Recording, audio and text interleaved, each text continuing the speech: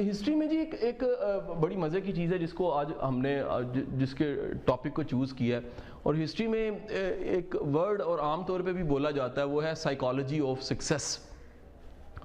ہر چیز کی ایک سائیکالوجی ہے جی۔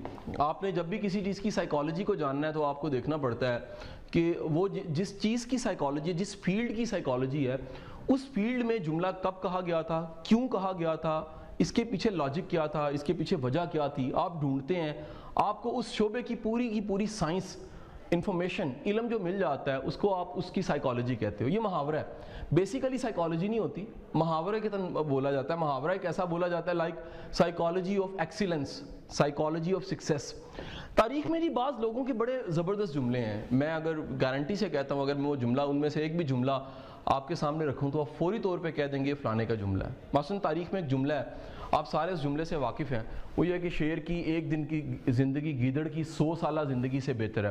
یہ جملہ میں کہوں گا فوراً آپ کے ذہن میں ٹیپو سلطان آ جائے گا جی، ٹیپو سلطان آ جائے گا، اور ٹیپو سلطان جو ہے وہ پورا واقعہ یاد آ جائے گا کہ وہ شہید ہو گیا، اور تلوار کی ٹیک پہ جب وہ گرا، اس کی ڈیتھ ہو گئی، تو وہ آنکھیں کھلی ہوئی تھیں، ڈیتھ اس کی ہو گئی تھی، تلوار کی ٹیک پہ وہ زمین پہ آدھا کھڑا تھا، گھٹنوں کے بل یعنی وہ کھڑا تھا، اور انگریز آئے، وہ قریب نہیں آتے تھے ڈرتے ہوئے، اتنا بہادر انسان تھا۔ یہ اتنے بہادر انسان کا ایک بڑا بھرپور جملہ ہے جو اس کی پوری سائیکالوجی اور بہادری کی پوری سائیکالوجی کو بیان کرتا ہے۔ وہ کیا ہے کہ دنیا میں اس نے ایک سمبل یوز کر دیا کہ شیر کی ایک دن کی زندگی گیدڑ کی، گیدڑ ایک بزدل ہوتی ہے مخلوق جی، گیدڑ بزدل مخلوق ہے، گیدڑ کو ڈرایا جائے تو بھاگ جاتی ہے، گیدڑ کبھی بھی اکیلا حملہ نہیں کرتا، آپ نوٹ کیجئے گا، گیدڑ مل کے کسی کو جو ان سا وہ شکار بناتے ہیں، ان کو ڈر ہوتا ہے کہ اگر یہ ہم نے 5-7 لوگوں کی لابی نہ بنائی تو یہ اس کو ہم گرا نہیں پائیں گے، ٹھیک ہے کہ نہیں۔ وہ ہمیشہ جو ان سا ٹریپ کرتے ہیں، وہ ہمیشہ پیچھے سے وار کرتے ہیں، پوری سائیکالوجی جو ان سی ہے وہ بتانے اور سمجھانے کے لیے ٹیپو سلطان نے ایک جملہ کہہ دیا کہ شیر کی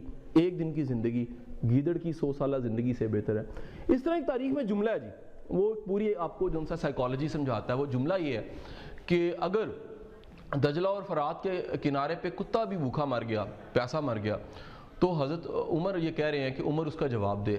یہ پورا ایک انصاف کے اوپر تھیسس جو ان سا ہے اس کا یہ پوری سائیکالوجی بیان کر رہا ہے۔ اگر آپ اس جملے کو لے لیں تو انصاف کے اوپر پورا دنیا کے جتنے تھیسس ہیں وہ تھیسس چھوٹے لگیں گے آپ کو، ایک جملہ جو ان سا اس کا وزن اتنا زیادہ ہے کہ بڑے بڑے تھیسس جو ان سے ہیں وہ سائڈ پہ ہو جائیں گے، جملہ سامنے آ جائے گا۔ اور جملہ کیا ہے کہ اگر دجلہ اور فرات کے کنارے ایک کتا بھی پیاسا مر جاتا ہے تو عمر اس کا جواب دے۔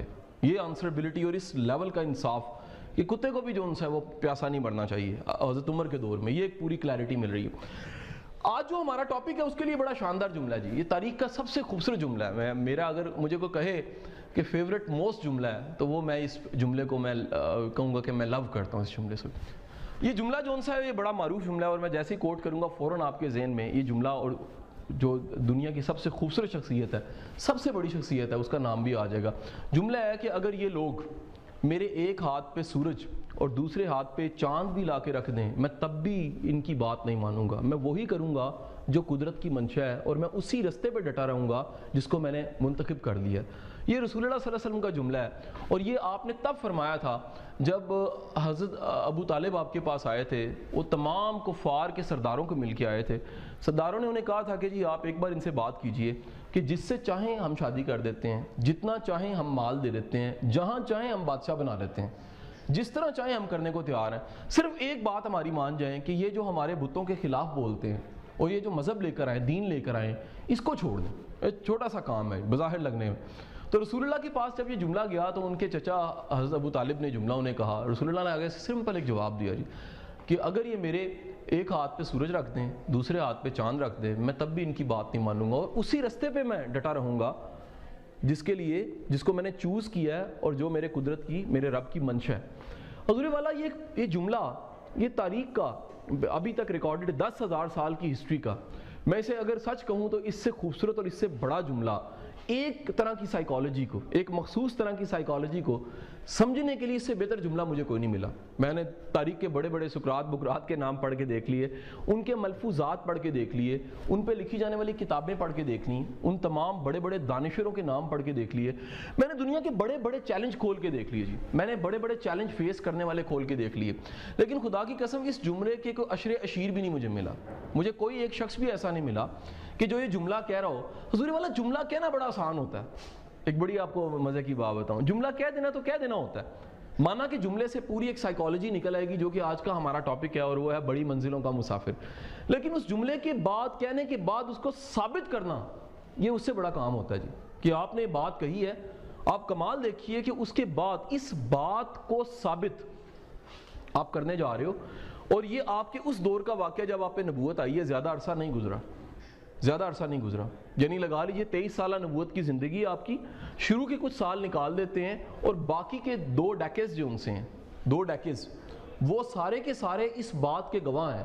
اور خطبہ حجۃ الوداع اور آج کا دن, اگر میں آج کے دن کو بھی دیکھوں اور میں نظر دوڑاؤں تو مجھے پتہ لگتا ہے کہ رسول اللہ کا جملہ بالکل سچا اور کمال تھا. ایسا کمال جملہ تھا, یہ نہ حدیث تو وہ ہے جو آپ نے فرما دیا ہے, یہ جملہ در حقیقت پوری سائیکالوجی کو بیان کرتا ہے, پورے فلسفے کو. دنیا میں اس ایجنڈے پہ, وہ کیا ہے, ڈٹرمینیشن کا ایجنڈا. یہ ایجنڈا کہ اگر مخالفین بہت زیادہ ہوں اور آپ بالکل اکیلے ہوں یا تھوڑے ہوں, آپ کی جو باد مخالف ہے, آپ کے خلاف ہوا جو اڑ رہی ہے وہ بہت زیادہ ہو اور آپ اس کے مقابلے میں تنکا بھی نہ ہو, لیکن آپ کا عزم اور آپ کا یقین اس معیار کا ہو کہ آپ یہ کہیں کہ اگر یہ میرے ایک ہاتھ پہ سورج اور دوسرے ہاتھ پہ چاند رکھ دیں تو اس رستے کو میں نہیں چھوڑوں گا جس کو میں نے منتخب کیا. اس کا مطلب یہ ہے کہ آپ نے جس رستے کو اور جس منزل کا انتخاب کر لیا ہے وہ بڑی منزل ہے. حضور والا یاد رکھیے گا, دنیا کی تاریخ میں بڑے بڑے ٹارگٹس, بڑے بڑی منازل, بڑے بڑے گولز جو ان سے ہیں, وہ عزم پیدا کرتے ہیں. جو لوگ کہتے ہیں جی ہم میں عزم نہیں ہے, ہم میں استقلال نہیں ہے, ہم میں ڈٹرمینیشن نہیں ہے, ہم قائم نہیں رہتے, اس کی بہت بڑی وجہ یہ ہوتی ہے انہوں نے جو رستہ چوز کیا ہوتا ہے وہ اتنا چھوٹا اور اتنا گھٹیا سا رستہ ہوتا ہے, اتنا مین سا رستہ ہوتا ہے کہ اس کے لیے اتنی بڑی پرائس پے کی ہی نہیں جا سکتی. آپ خود ذرا لاجیکلی سوچئے, آپ میں سے ہر کوئی کسی نہ کسی رستے پہ چل رہا ہے. مثلاً پڑھائی ایک رستہ ہے, ایجوکیشن ایک رستہ ہے, مثلاً اپنی گرومنگ ایک رستہ ہے, مثلاً آپ کے کچھ مفادات ہیں وہ رستہ ہے, ممکن ہے آپ کے کچھ افیئرز ہوں لائف میں. افیئر سے مطلب آپ کے کنسرن ایشوز کا میں معنی دینا چاہ رہا ہوں. ممکن آپ کی کچھ لائبلٹیز ہوں, ممکن آپ کے کچھ جو ان سے پرابلمز ہوں. اب نوٹ کیجئے کہ ساری کی ساری چیزیں, کیا ان میں سے کوئی بھی ایک چیز ایسی ہے جس کو آپ کہہ سکیں کہ اگر میرے اس ہاتھ پہ سورج, اس ہاتھ پہ چاند رکھ دیا جائے میں اس چیز کو نہیں چھوڑوں گا؟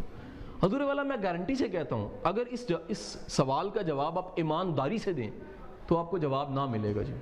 یہ میں اگر ایمانداری سے بات کہوں, عمومی طور پہ سننے والے یہاں پر اور ویڈیو پہ اگر واقعی جواب ڈھونڈیں تو 99% لوگوں کا جواب نہ ملے گا. اس کی وجہ کیا ہے, ہم جس رستے پہ اور جس چیز کے ساتھ چل رہے ہوتے ہیں اور جس چیز کے لیے اتنی قیمت دے رہے ہوتے ہیں, اگر ہم غور کریں تو واقعی وہ اتنی پرائس پیئنگ نہیں ہوتی جی.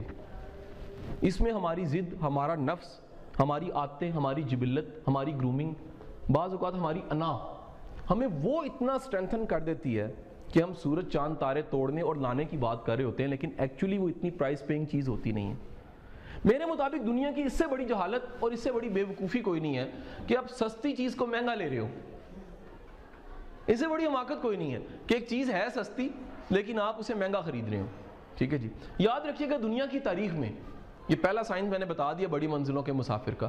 جب بھی کسی کو یہ اکتاہٹ محسوس ہونے لگ پڑی ہے, وہ اکتاہٹ کیا ہے کہ میں سستی چیز کو مہنگا لے رہا ہوں, اور اس نے ایک فیصلہ کر لیا, ڈیسیژن لیا ہے, کاٹ کے پھینکا ہے پاسٹ کو اور فیوچر کی طرف چلا گیا ہے, وہ بڑی منزل کا مسافر بن جاتا ہے. دنیا میں بے شمار لوگوں نے سفر جون سا ہے وہ ایک عام سے معاملے سے شروع کیا ہے کہ نہیں. ہم ان کے پاس گئے حرف آرزو بن کر, ایک چھوٹے سے آرزو لے کر چلے گئے. حریم ناز میں پہنچے تو بے نیاز ہوئے. جب اس کی بارگاہ میں پہنچے اس نے کہا یہ تو چھوٹی سی اسائنمنٹ کے لیے اتنا کمال کا رویا ہے, اتنی کمال تو نے ایک تہجد لگائی ہے, اتنا کمال کا تو نے میرا دروازہ کھٹکھٹایا, اتنی کمال کی تو نے دعا مانگی ہے, اتنا کمال کا تو نے جو ان سا وہ التجا کا انداز تیرا اتنا کمال کا تھا, مجھے تیرا یہ انداز, تیرا یہ رونا, تیری یہ تہجد, تیری یہ بے بسی پسند آ گئی ہے. تو میں نے فیصلہ کیا ہے کہ تجھے چھوٹی اسائنمنٹ سے نکال کے کسی بڑی اسائنمنٹ میں ڈال دیا جائے. ہمیں پتہ ہی نہیں لگتا, یاد رکھیے گا انسان کے اندر بڑی بڑی تبدیلیاں اندر آتی ہیں, باہر پتہ نہیں لگتا. بعض اوقات ہمیں بھی نہیں پتہ لگتا کہ ہم جس طرف قدم اٹھا چکے ہیں وہ اللہ کا رستہ ہے. ٹھیک ہے کہ نہیں, وہ وقت گزرتا ہے, ہم کہیں پہنچتے ہیں. کہیں پہنچنے سے مراد یہ فہم کا مقام کوئی ایسا آ گیا, ادراک کا مقام آ گیا, وزڈم کا مقام آ گیا, یا پتہ لگا میں رستہ ڈھونڈتے ڈھونڈتے خوش قسمتی سے رستہ بتانے والا بن گیا ہوں.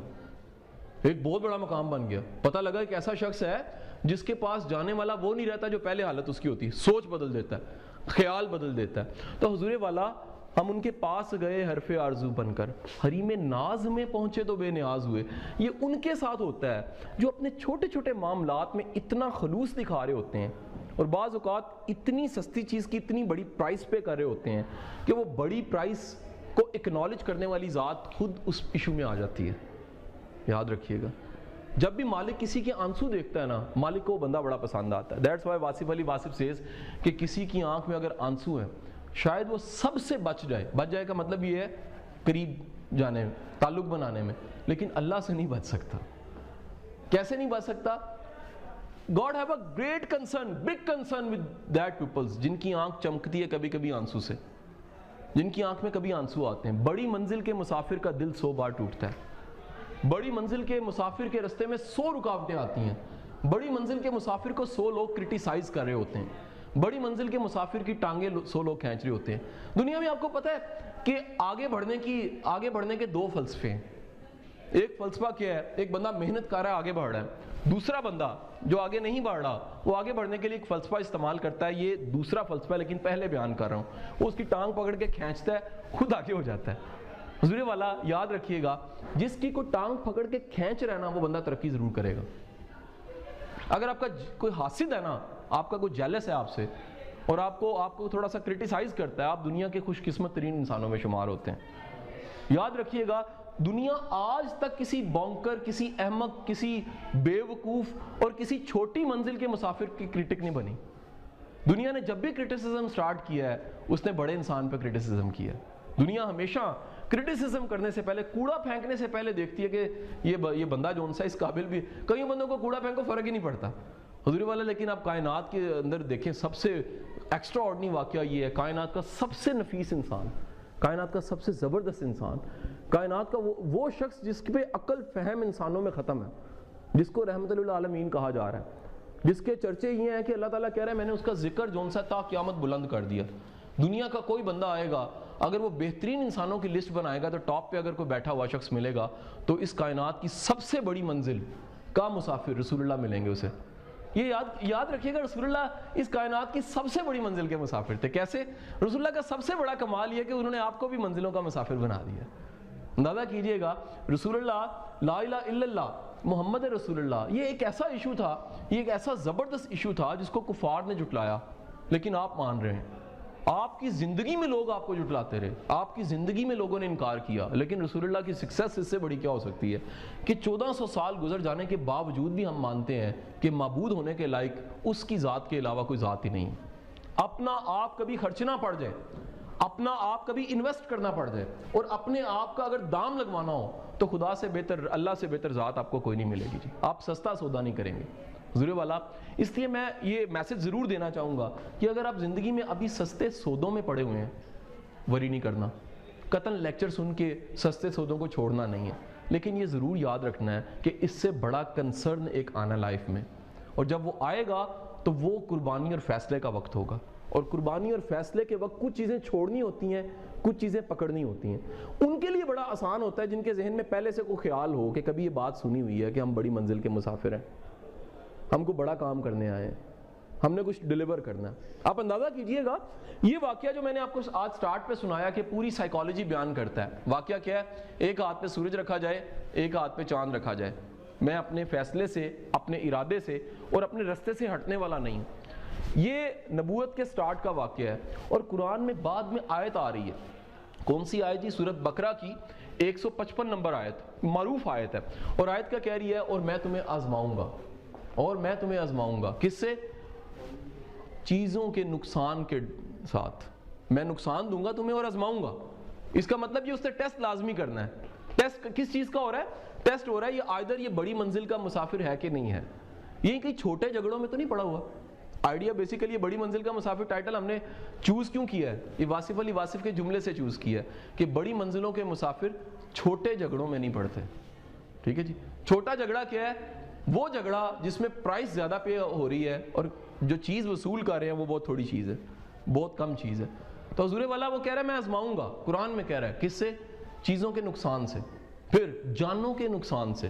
پھر تم نے محنت کی ہوگی, تمہاری محنت کبھی ضائع ہو جائے گی.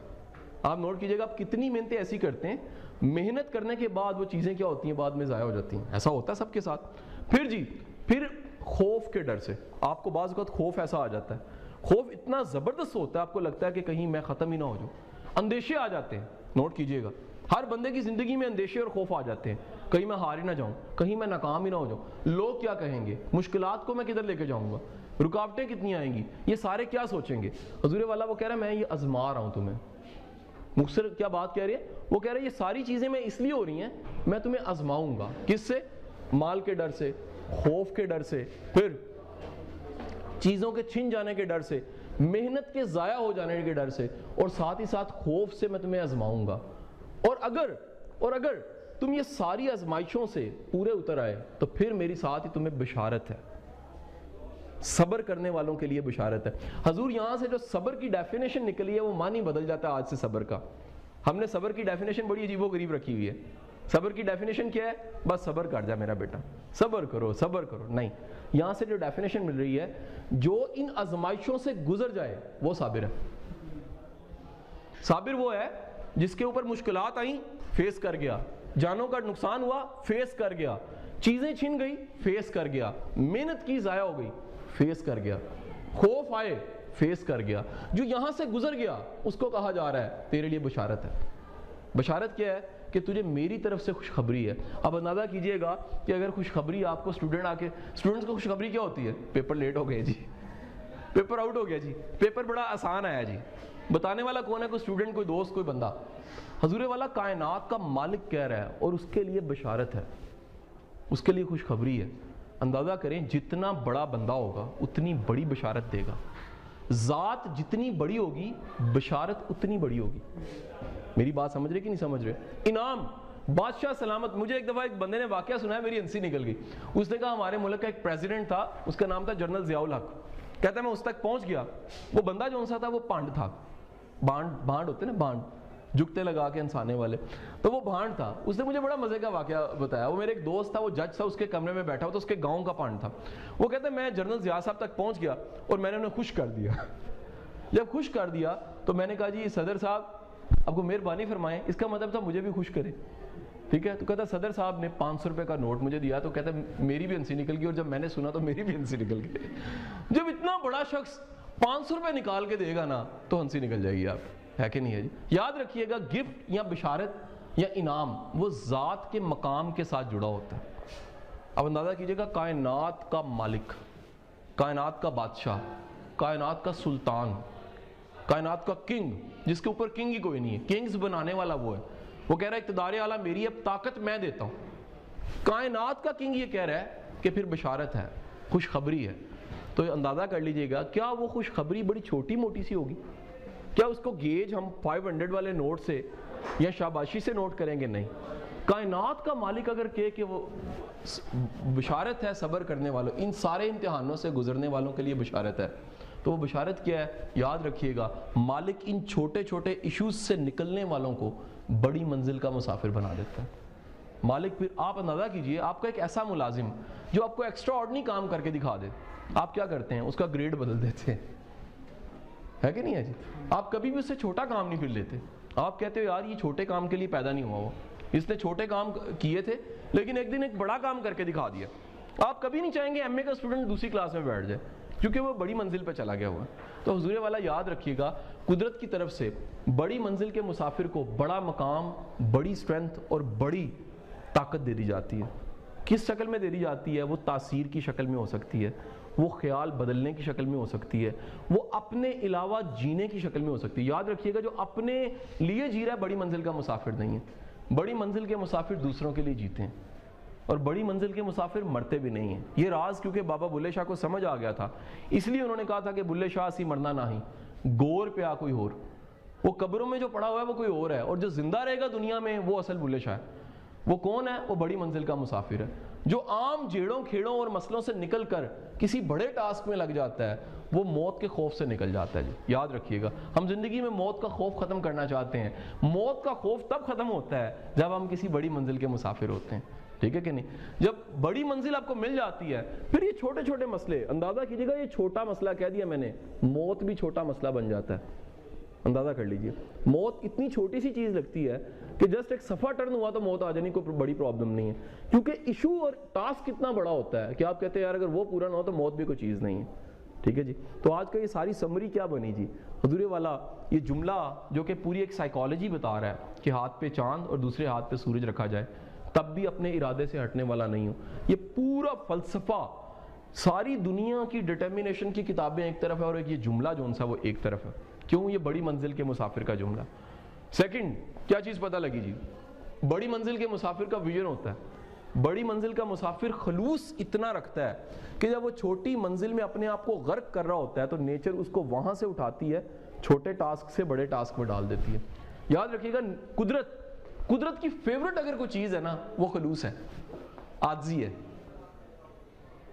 کیونکہ قدرت جو سی ہے وہ لائک بڑا کرتی ہے، ایک ایسا بندہ جو کام چھوٹا سا کر رہا ہے لیکن اتنے معیاری انداز میں کر رہا ہے کہ اپنا آپ بھی پورا لگا دیتا ہے. قدرت اس کو اٹھا کے اگلے سٹیج پہ لے جاتی ہے. کوئی کہتی ہے یہ چھوٹی منزل کا مسافر نہیں ہے، یہ بڑی منزل کا مسافر ہے. اور تیسرا ہمیں پتہ لگ گیا کہ دنیا کی تاریخ میں جتنے بھی بڑی منزل کے مسافر ہیں، جتنے بھی بڑی منزل کے مسافر ہیں وہ اپنے لیے نہیں جیتے، وہ دوسروں کے لیے جی رہے ہوتے ہیں. میں آپ کے سوالوں کو ویلکم کروں گا جی. Any question? You are welcome. ایک چھوٹا سا یہ تھیسس تھا جو میں نے آپ کے ساتھ شیئر کر دیا جی سارے کا سارا. Any question? You are welcome. بسم اللہ. جو بات کرتے ہیں کہ اپنی انسان کی کام کرنے کی صلاحیت ضروری ہے اور ایک کانسیپٹ ہے توفیق کا. یہ توفیق دینے والے مالک ہے. یہاں پہ اکثر اس بات میں کنفیوژن ہو جاتی ہے کہ اگر سب کچھ اس کی طرف سے ہی ہے، عطا اس کی طرف سے ہی ہے، تو اپنی کوشش کی سب سے کارگر ہو سکتی ہے. اس کا دیکھیں دو حصے بن جاتے ہیں. سوال یہ بنا کہ اگر اس کی توفیق سے ہی ہونا، کوئی شک نہیں اس کی توفیق سے ہونا، لیکن حضور والا اگر سارا کچھ اس کی طرف سے یہ پھر جواب دہ نہیں ہو سکتی. ہم اس بات پہ ایمان رکھتے ہیں کہ روز قیامت ہے اور ہماری جواب دہی ہے. اگر جواب دہی ہے اس کا مطلب ہے ہمارا ارادہ تھا تو جواب دہی ہے. یاد رکھیے گا جو چیز ارادہ نہیں رکھتی، بکری کی جواب دہ نہیں ہے، شیر کی جواب دہی نہیں ہے، دنیا کی کسی مخلوق کی جواب دہ نہیں ہے، انسان کی جواب دہی ہے. جواب دہی کی شرط یہ ہے اتھارٹی ہو تو جواب دہ ہوتا ہے انسان. اگر اتھارٹی نہیں ہے، مثلا ایک آفیشیل ورک ہو رہا ہے یہاں پر یونیورسٹی میں، آفیشیل ورک جو کر رہا ہے اس سے جواب دہی آفیشیل ورک کی ہو سکتی ہے. پی این جو باہر کھڑا ہے اس سے پی این والی جواب دہی ہو سکتی ہے. دونوں کو اگر مکس کر دو گے تو وہ نہیں ہے جواب دہ بنے گا. جس بندے کو جو اسائن کیا گیا ہے وہی اس کی جواب دہی ہے. اب ایک بڑی امپورٹنٹ بات، یہ بڑا معروف جملہ ہے، یہ پچھلے دنوں فیس بک پہ بھی شیئر کسی نے کیا تھا کہ اگر آپ نے یہ دیکھنا ہے کہ خدا کے ہاں آپ کا مقام کیا ہے، خدا نے آپ کو کس درجے اور کس مقام پہ رکھا ہوا ہے، مختصر یہ دیکھ لو کہ خدا تم سے کام کیا لے رہا ہے. اب یہ ایک بہت بڑا سوال ہے. کبھی کبھی سوچا کرے خدا میرے سے کوئی کام بھی لے رہا ہے کہ نہیں لے رہا. اگر کام نہیں لے رہا اس کا مطلب ہے اس نے کسی بڑی منزل کے لیے چوز نہیں کیا. جب بھی وہ آپ کو کسی بڑی منزل کے لیے چوز کر لے گا وہ آپ کو چھوٹے چھوٹے اسائنمنٹس دینے لگ پڑے گا، ہے کہ نہیں ہے جی؟ بادشاہ اپنی کھڑکی سے روز 2 گھنٹے کے لیے باہر کے نظارے دیکھا کرتا تھا. تو ایک شخص تھا جو پرانی سی سائیکل پہ گزرا کرتا تھا، اس کی روٹین بن گئی بادشاہ کو سلام کرنے کی. شروع میں بادشاہ اپنی پراؤڈ میں اپنی اکڑ میں جواب ہی نہیں دیتا تھا.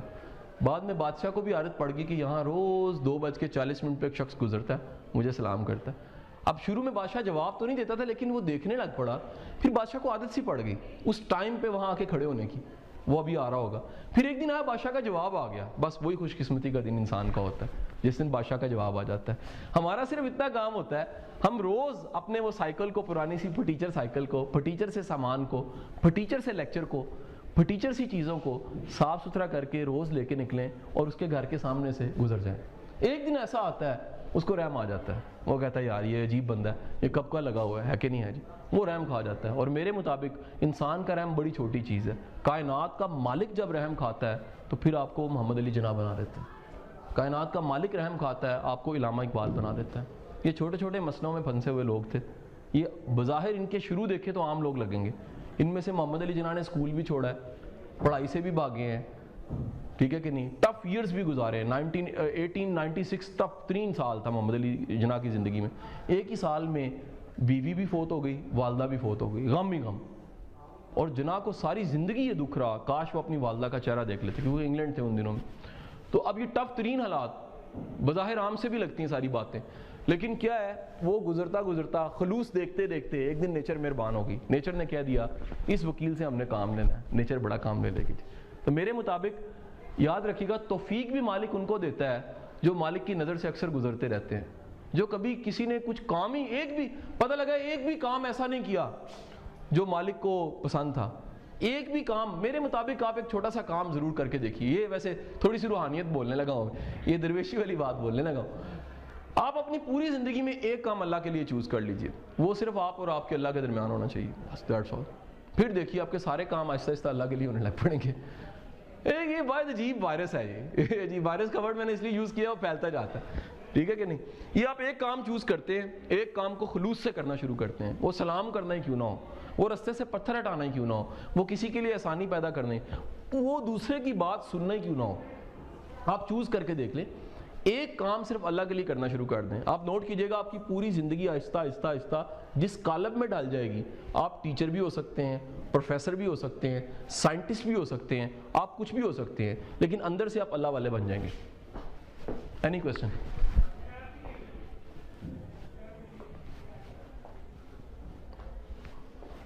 ایک سوال ہے, ویسے میں خود ہی اٹھاتا ہوں, خود ہی جواب دے دیتا ہوں.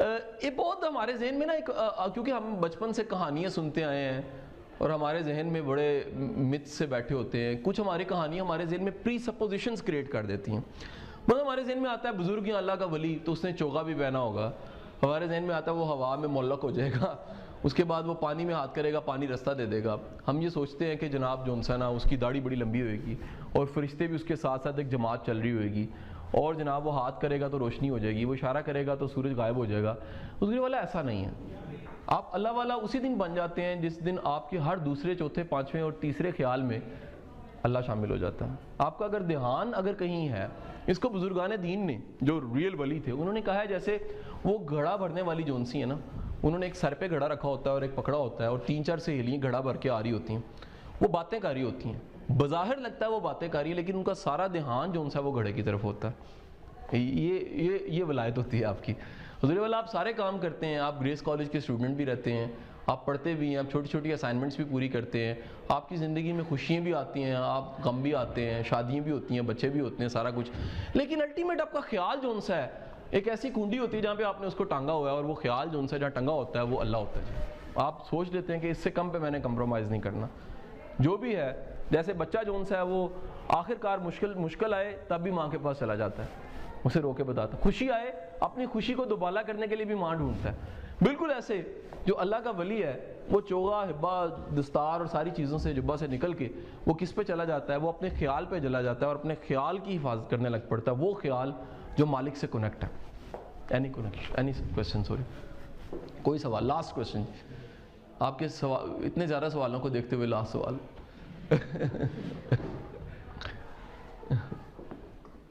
کوئی جی جی ڈٹرمنیشن کے اوپر میں پوچھنا چاہ رہا ہوں کہ 40 منٹ کے سیشن میں ہمارا ڈٹرمنیشن کا اور ڈیوولوپمنٹ کا گراف سے بہت اوپر تک جاتا ہے, لیکن جیسے کہ ہم نے سارے نارمل انسان ہیں, باقی کام بھی انسان کے ساتھ ہیں, تو باہر جاتے ہیں تو پھر وہی دوبارہ ڈاؤن ہو جاتا ہے. تو زندگی میں کون سی ایسی چیزیں ہیں جن کو اپنا کے ایک کنسسٹنسی کو ڈیولپ کیا جائے؟ اچھا, اس سوال کو ہم یہ کر لیتے ہیں کہ اپنے شوق, کبھی شوق بڑھ جاتا ہے کسی لیکچر کی وجہ سے, شوق آ جاتا ہے, اس شوق کے بڑھنے کے بعد شوق کو قائم کیسے رکھا جائے؟ پہلی بات یاد رکھ لیجئے گا, شوق قائم رہتا ہے شوق والوں میں اٹھنے بیٹھنے سے. ہم لوگوں نے اپنی زندگی میں کچھ ایسے لوگ ساتھ جڑے ہوتے ہیں جو ہمارا شوق کھینچ رہے ہوتے ہیں, وہ ڈرین کر رہے ہوتے ہیں, ہمیں ان سے اوائڈ کرنا ہوتا ہے, ہم نے ان کے ساتھ کام کرنا ہوتا ہے لیکن دل نہیں لگانا ہوتا. یاد رکھیے گا جب بھی ایموشنز ایڈ کرتے ہیں نا تو کام خراب ہو جاتا ہے. میری بات سمجھے کہ نہیں سمجھے؟ مثلا اگر میں چھوٹی سی مثال دیتا ہوں کہ اگر میری ساری محبت جو ان سی ہے سارے دوسروں کے بچوں کے لیے, تو میرے اپنے بچے کے لیے نہیں بچے گی, ہے کہ نہیں ہے جی؟ میں دوسروں کی امیوں کی عزت بہت زیادہ کرتا ہوں, میں اپنی امی کی عزت پھر کیا کروں گا؟ میری اگر محبت کرتا ہوں تو ان کے لیے محبت میری کتنی بچے گی؟ یاد رکھیے گا ہمارا پیشن ہمیشہ سیو رہتا ہے ان لوگوں میں جن لوگوں کی وجہ سے ہمیں پیشن مل رہا ہوتا ہے. لازمی نہیں ان کا لیکچر ہی ہو, ان کی کمپنی ہو سکتی ہے. آپ نوٹ کیجئے گا ہر بندے کی زندگی میں 2, 4, 5 ایسے دوست ضرور ہوتے ہیں جن کے ساتھ بیٹھ کے آپ کو فائر ملتی ہے. نمبر 1. نمبر 2, یاد رکھیے گا کہ آپ نے فیصلہ کرنا ہوتا ہے کہ یہ کیونکہ میرا یہ منزل ہے, میرا ٹارگٹ ہے, تو یہ ہرڈل آنا ہی آنا ہے. یہ بھی آپ کا امتحان ہوتا ہے, آپ کے مسلز کا امتحان ہوتا ہے کہ آج ایکسرسائز کرنے کو دل نہیں کر رہا لیکن میں تکلیف کے باوجود بھی ایکسرسائز کر رہا ہوں.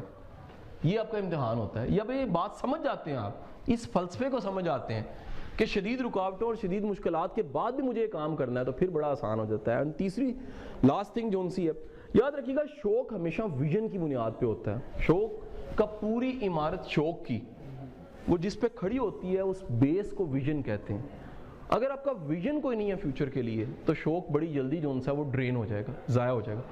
اگر آپ کا فیوچر میں کوئی ٹاسک ہے, ٹارگٹ ہے, کوئی خواب ہے, مثلا میرا ذاتی خیال ہے کہ یہ لیکچر میں جس کو بھی دے رہا ہوں, اگر یہ لیکچر کے سننے کے بعد اگر ایک فائر آ جاتی ہے, ایک بلیو آ جاتا ہے کہ نہیں یار میرے قدرت نے کوئی کام میرے سے ضرور لینا ہے, تو یقین رکھ لیجئے گا یہ خیال ویژن میں کنورٹ ہو سکتا ہے. بعض کچھ خیال ہوتے ہیں ہمیں بار بار خیال آنے لگ پڑتا ہے میں بے مقصد نہیں ہوں, اللہ نے میرے سے کام لینا ہے, میرا کوئی نہ کوئی پرپس ہے.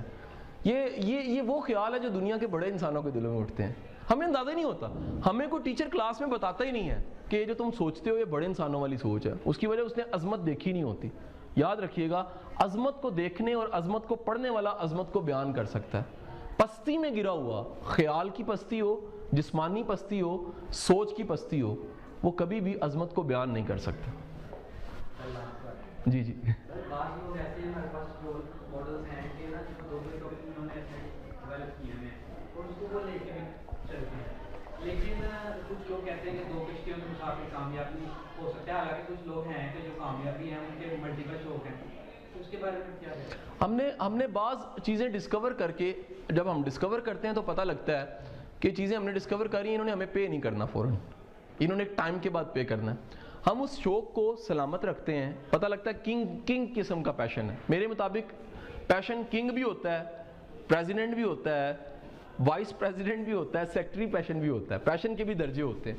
آپ کو پتہ لگا آپ کا جو پہلا پیشن ہے, پریزیڈنٹ پیشن ہے, ٹاپ پیشن ہے, وہ پیئنگ نہیں ہے, تو اگر اس کے پیچھے بھاگ جاؤ گے تو بھوکے مر جاؤ گے. یہ دنیا کے جتنے ادیب ہیں آپ انہیں غریب سا دیکھو گے, جتنے شاعر ہیں انہیں مانگتا ہوا دیکھو گے, سارے تو نہیں مطلب زیادہ تر. آپ جتنے بڑے میوزیشین ہیں وہ دیکھو گے کرائے کے گھر پہ رہ رہے ہیں, ان کا آٹا نمک دال بھی پورے نہیں ہوتا. اس کی وجہ کیا ہے؟ ان کا جو ٹاپ کا پیشن تھا وہ اس کے پیچھے چلے. ان لکیلی سوسائٹی اس پہ پے نہیں کرتی تھی, ٹھیک ہے کہ نہیں. استاد فلانا جو ان سے ہے اس کا گانا سن کے کوئی پیسے دینے کے لیے تیار نہیں تھا. سوسائٹی جو ان سی ہے وہ کوئی اور چیز پہ نام تھے اور کسی اور چیز پہ پے کرنے کو تیار تھی. ایسے بندے کو اگر بہت پیشنیٹ ہے تو یہ لیکچر یہ بات فائدہ نہیں دے گی. وہ پھر سورج اور چاند رکھا ہوگا, وہ کہے گا بھاڑ میں جائے, میں مر جاؤں گا لیکن اس چیز کو نہیں چھوڑوں گا. پریزیڈنٹ پیشن اگر بڑا سٹرونگ ہے, الٹیمیٹ زیادہ تر کا یہ پریزیڈنٹ پیشن کے ساتھ ایک سیکنڈ پیشن ہوتا ہے, وائس پریزیڈنٹ پیشن. یہ ورڈز پہلی بار دنیا میں بولے جا رہے ہیں, وائس پریزیڈنٹ پیشن. یہ وائس پریزیڈنٹ پیشن جو ان سا یہ سروائیول کٹ دیتا ہے. مثلا یہ آپ میں حساب کتاب کی بھی تھوڑی سی سینس تھی, میوزک بجانے کے ساتھ ساتھ آپ کو پھر کلرک بھی بھرتی ہو جانا چاہیے تاکہ گھر کا دال دلیا بھی چلتا رہے اور شوق بھی سلامت رہے. میری بات سمجھ ہے کہ نہیں ہے؟ مثلا میں چھوٹی سی ذاتی مثال دیتا ہوں. جب میں نے ڈسکور کیا تو میرے اندر بات سمجھانے کی صلاحیت بڑی اچھی تھی جی. میں ایک ٹرینر تھا, میں ایک اسپیکر تھا, میرے اندر سوچ کے اپنی سوچ کو منتقل کرنے کی صلاحیت تھی, لیکن میں نے مارکیٹ میں دیکھا تو یہ پیئنگ نہیں تھا. ہمارے ہاں ٹرینر بڑی جلدی جو ان سے وہ کامیاب نہیں ہوتے, اسکالر بڑی جلدی کوئی بھی نہیں بنتا, ٹھیک ہے جی. میں نے فوری طور پہ ڈھونڈا کہ ٹیچنگ اس کے قریب ہے, یہ میرا وائس پریزیڈنٹ پیشن ہے. میں نے اس کو پکڑا, اس سے میرا کچن سورس چلنے لگ پڑا. میں نے اس اپنے ٹاپ کے پیشن کو پالش کرنا شروع کر دیا, اس پہ ہزاروں لیکچرز دیے, اس سے میری کمیونیکیشن بہتر ہونے لگ پڑی, اس سے میرے کانٹینٹ بہتر ہونے لگ پڑے, اس سے بڑی بات کو سمرائز کر کے میں تھوڑے منٹوں میں سمجھانے لگ پڑا, اس سے میں نے محنت شروع کر دی, میری ریسرچ بڑھی, میری پریکٹس بڑھ گئی. اب ہوا یہ کہ آج اللہ کا شکر ایک ٹائم گزر گیا ہے, آج مطلب ایک سیشن مجھے بڑی اچھی اماؤنٹ پہ دے رہے تھے, سمپل ہو گیا. وجہ کیا ہے کہ اتنے سال میں نے انتظار کر لیا پرائز پے کر کے, لیکن اگر وہ 7 سیکنڈ وائس پریزیڈنٹ پیشن نہ ہوتا تو پھر سروائیو مشکل ہو جانا تھا. تو آپ کو 2 چیزیں ساتھ چلانے میں حرج کوئی نہیں ہے, لیکن فیصلے کے ساتھ. یہ میرا شوق ہے اور یہ میری کمائی کا ذریعہ ہے. بریڈ اینڈ بٹر کو بھی سامنے رکھنا پڑتا ہے کیونکہ دنیا ہے. آپ کا بہت شکریہ جی, آپ کی بہت مہربانی, آپ ٹائم نکال کے آئے اور یہ ساری باتیں آپ نے سمجھ. ویڈیو کے نیچے سبسکرائب کے بٹن پہ کلک کریں, بیل کے آئیکن پہ کلک کیجئے تاکہ ہر نئی ویڈیو کی نوٹیفیکیشن آپ کو مل جائے, اور تھمز اپ کا بٹن دبا کر اس ویڈیو کو لائک کریں.